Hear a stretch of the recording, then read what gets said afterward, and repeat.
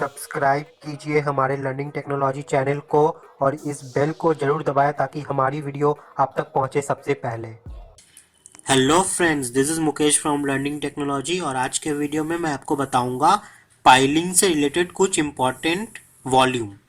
तो मैं आपको क्या सिखाने वाला हूं आज, हॉपर का वॉल्यूम हम कैसे निकालते हैं। हॉपर का वॉल्यूम निकालना बहुत ज़रूरी है टेक्निकल एस्पेक्ट से अगर देखा जाए तो। देखिए यहाँ पे मैं बताता हूँ सारा चीज़। ये हॉपर का मैंने एलिवेशन ड्रॉ किया है, ये प्लान है और ये एलिवेशन है। तो हमारे साइड पे जो पाइलिंग का वर्क चल रहा है उसका जो हॉपर है वो ज़्यादा बड़ा नहीं है, वो एवरेज साइज का है और उसका जो डायमेंशंस दिया हुआ है वो यहाँ पे मैं बता रहा हूँ। अगर ऊपर से देखा जाए हॉपर, जनरली पता है क्या है, हॉपर का ऊपर पार्ट सिलेंड्रिकल होता है, नीचे का पार्ट सिलेंड्रिकल होता है और बीच का जो पार्ट है वो फ्रस्टम होता है। ठीक है, फ्रस्टम होता है अगर इसको तोड़ा जाए तो मैं क्या करूँगा, आज आपको फ्रस्टम का पूरा एग्जैक्ट जो वॉल्यूम है वो कैसे निकालते हैं मैं वो बताऊंगा। बट साइड पे किस तरह से हम इसका वॉल्यूम को कैलकुलेशन करते हैं, मतलब क्या कंसिडर करते हैं, वो भी मैं साथ में आपको बताऊंगा। तो पहले जान लेते हैं इसके डायमेंशंस के बारे में। अगर इसको ऊपर से देखा जाए तो ये कुछ इस तरह से दिखेगा। एक आउटर साइड पे ये आएगा मार्क सर्कल की तरह, और एक इन साइड में आएगा। ये जो छोटा दिख रहा है ना, ये नीचे वाला पार्ट है। ठीक है, और ये जो बड़ा वाला दिख रहा है वो ये ऊपर वाला पार्ट है, यहाँ से लेके यहाँ तक का। तो ऊपर वाले का डाया कितना है, मैंने यहाँ पे लिख दिया है, देखिए 1200 mm। मीटर में कन्वर्ट कर लेना, 1.2 मीटर होगा।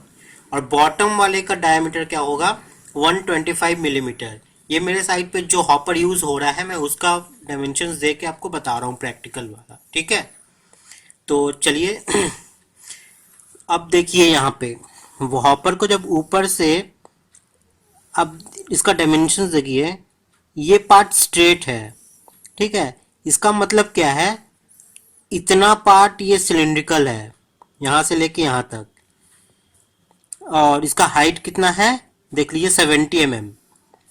अब नीचे वाला भी सेम वैसा ही एक सिलिंड्रिकल पार्ट है यहाँ से लेके यहाँ तक का।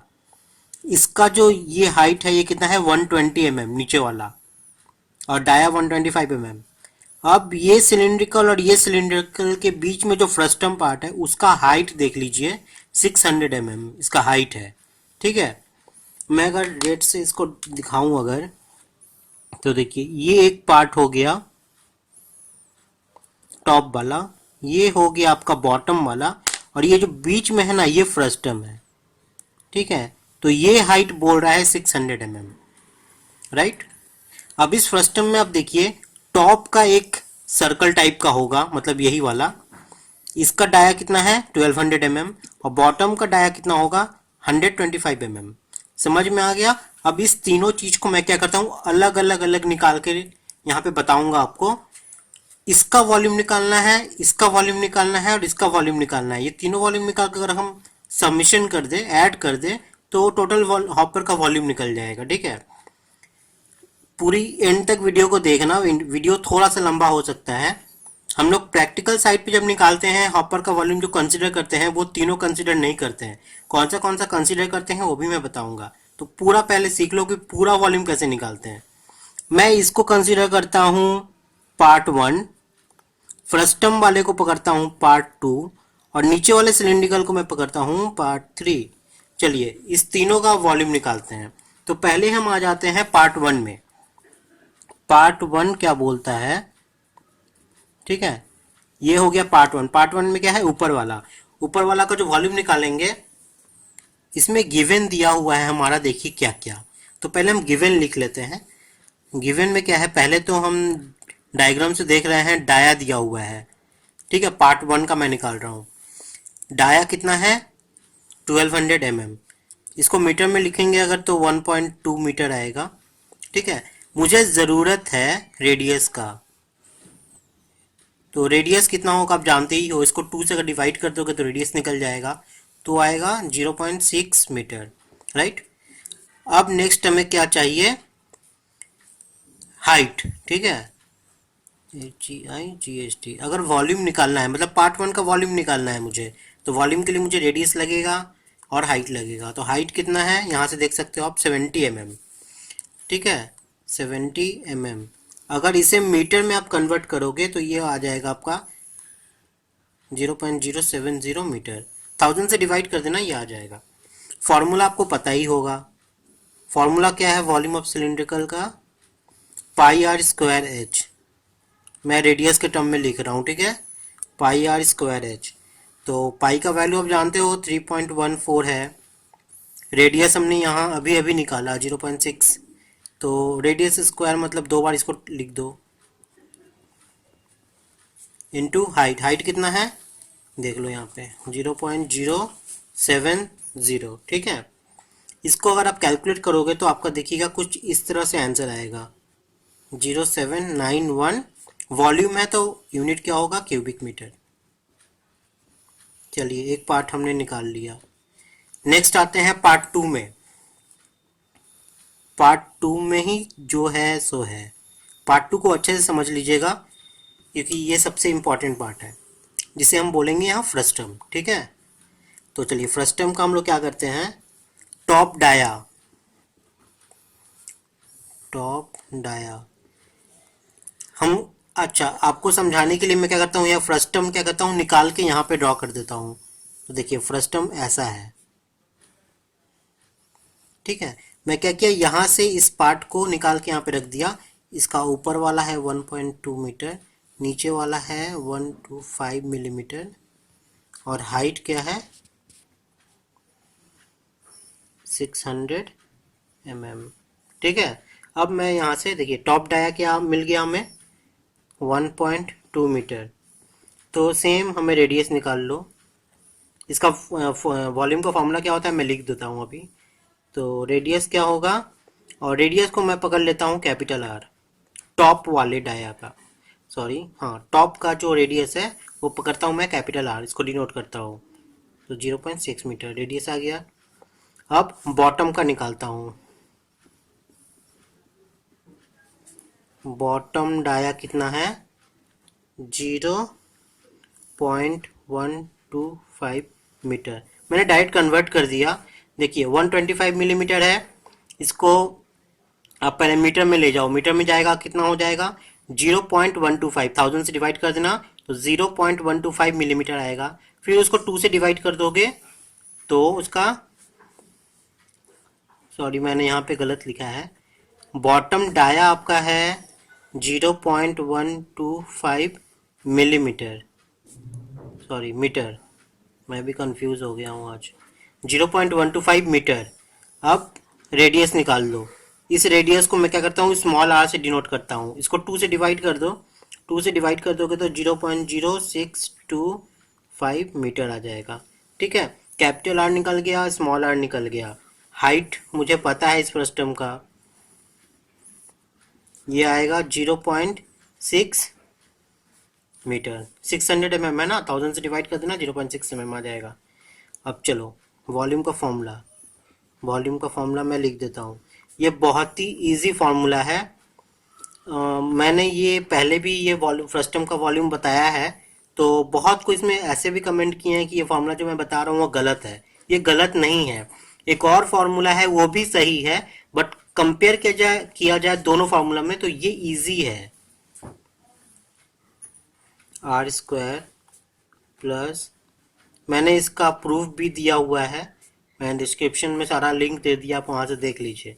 तो ये है formula, pi H by 3 capital R square मतलब ऊपर का टॉप का रेडियस का स्क्वायर प्लस टॉप का रेडियस बॉटम का रेडियस का प्रोडक्ट प्लस नीचे का रेडियस का स्क्वायर। ठीक है, अब बस value putting and getting. 3.14 into height कितना है 0.6 बाई 3, कैपिटल आर हमने निकाला 0.6, 0.6 का स्क्वायर कर दो, 0.6 इंटू 0.0625 प्लस 0.0625। इसको आप कैलकुलेट कर लेना, मैंने पहले से कैलकुलेट करके रखा है इसलिए मुझे पता है। 0.2521 यूनिट क्या आएगा, क्यूबिक मीटर। ठीक है, CUM मैंने लिख दिया क्यूबिक मीटर। यही चीज बहुत इंपॉर्टेंट है सीखने के लिए। साइट पे हम क्या करते हैं ना, ये टॉप का जो पार्ट है ये नहीं निकालते हैं, ना ही बॉटम का पार्ट निकालते हैं, सिर्फ ये हॉपर का बीच का पार्ट ही निकालते हैं। क्यों, वो भी मैं बताऊंगा, रुको। चलिए, पार्ट 2 निकल गया, अब पार्ट 3 निकाल लेते हैं। पार्ट 3 ये भी सिंपल निकल जाएगा, जैसे ऊपर का हम लोग निकाल लेते हैं। तो देख लीजिए गिवन में क्या क्या दिया हुआ है। डाया, डाया कितना है, नीचे वाले पार्ट 3 का सिलिंड्रिकल का डाया है 125 mm। मीटर में लिखेंगे तो 0.125 मीटर। सेम मुझे रेडियस चाहिए, रेडियस आ जाएगा 2 से डिवाइड कर दो इसको, 0.0625 मीटर। ठीक है, तो हाइट कितना है, नीचे वाले का हाइट देख लीजिए 120 mm। ठीक है, 120 mm। इसको मीटर में लिखना होगा ना, 0.12 मीटर। वॉल्यूम का फॉर्मूला आप लोग जानते ही हो, अगर सिलिंड्रिकल है तो उसका वॉल्यूम का फॉर्मूला होता है पाई आर स्क्वायर एच। वीडियो लंबा हो रहा है, उसके लिए मुझे माफ़ कीजिएगा। 3.14 into radius 0.0625 into 0.0625 into height 0.12। ठीक है, इसको अब अगर आप कैलकुलेट करोगे तो आपका जो आंसर आएगा 0.0015 क्यूबिक मीटर। तो टोटल वॉल्यूम कैसे निकलेगा, पार्ट 1 पार्ट 2 पार्ट 3 को ऐड कर देंगे तो पार्ट 1 प्लस 2 प्लस 3, इन तीनों को अगर आप ऐड कर दोगे तो देखिएगा आपका आंसर जो आएगा वो आएगा 0.333 क्यूबिक मीटर। सबका यही वॉल्यूम आएगा जरूरी नहीं है, डायमेंशंस के ऊपर डिपेंड करता है। हॉपर छोटा से लेकर बड़ा तक होता है, जैसा हॉपर है आपका वैसा डायमेंशंस आएगा। अब एक पार्ट में बताता हूँ, जो बहुत कोई बोलते थे कि मैं गलत बता रहा हूँ और फॉर्मूला कुछ और है फ्रस्टम निकालने का। तो ये फॉर्मूला मैं जो बताया πh/3 r square plus r r into r square, इसका जो आंसर आया है एक और फॉर्मूला है, ये फॉर्मूला, इस फॉर्मूला से भी आप लोग फैमिलियर हो गए। h/3 a1 plus a2 plus whole root a1 a2 का प्रोडक्ट।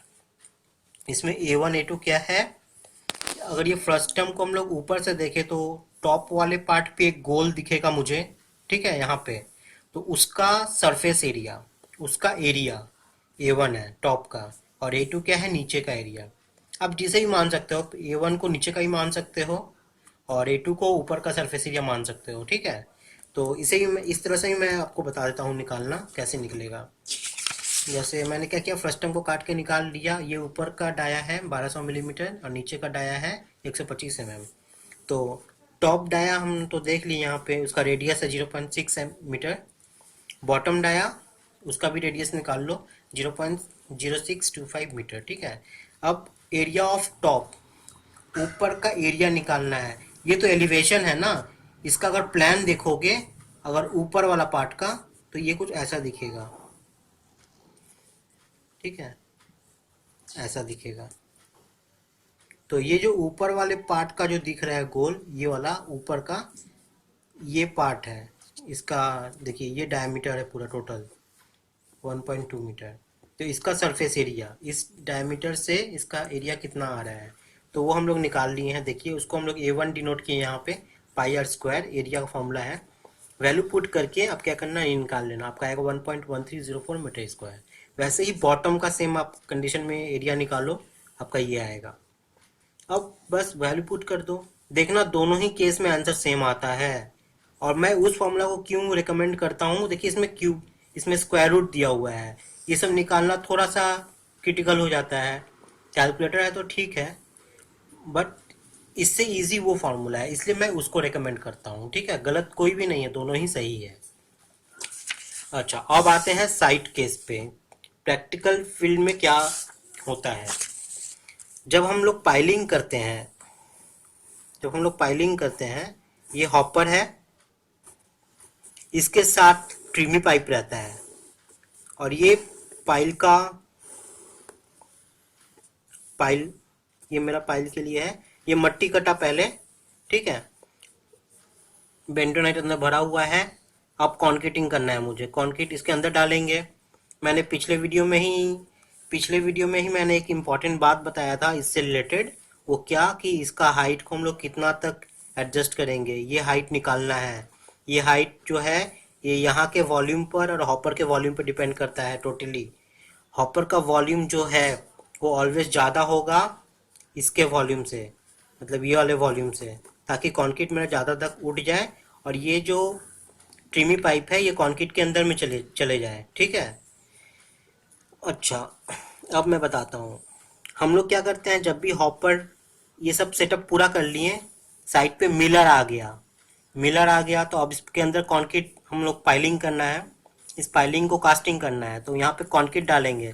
यहाँ पे एक लॉक होता है, इस हर कोई भी हॉपर में आप देखिएगा ये लॉक फिक्स नहीं होता है, हम लोग ऊपर से लगाते हैं।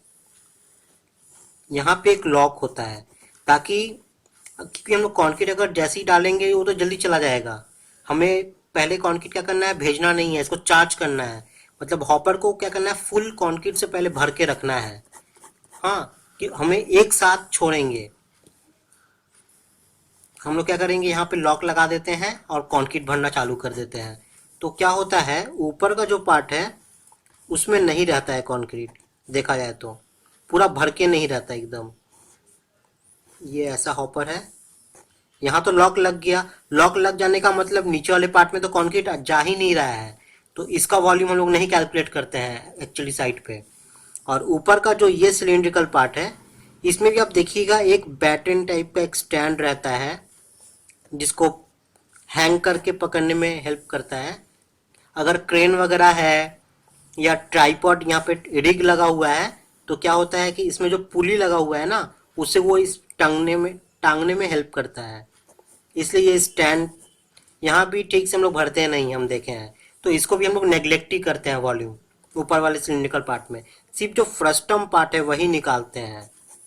थोड़ा एक्सेस जाएगा तो अच्छा ही है ना मेरे लिए, यहाँ पे ज़्यादा कंक्रीट उठेगा, ये कंक्रीट का पाइप जो है अंदर चला जाएगा।